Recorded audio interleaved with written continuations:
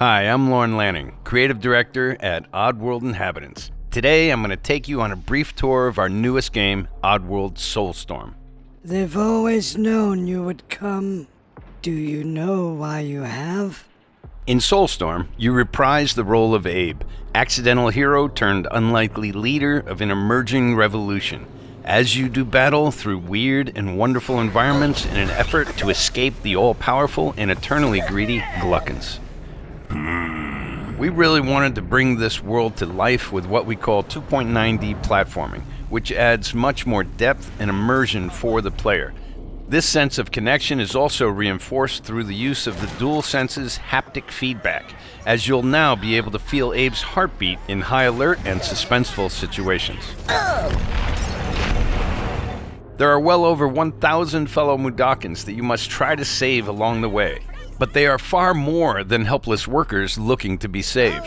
When used effectively, you'll be able to solve puzzles, harness their combined energy, and be given the tools they need to fight alongside you. And there will be times when the extra hands will be needed as you face off against an array of heavily armed enemies that will stop at nothing to find and end Abe once and for all.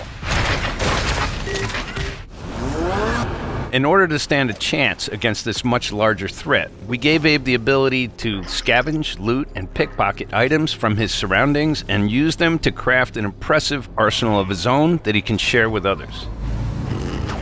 You can also play as a non-lethal pacifist or an agent of chaos. We wanted you to have the choice. But there is one iconic ability for our shamanic protagonist, possession. This mystical power allows you to take control of your foes and use their strengths and weapons against them, or use them to gain access to paths still ahead. The Oddworld universe is a diverse place, and this means that there are some environments and situations that require a little more thought, patience, and stealth.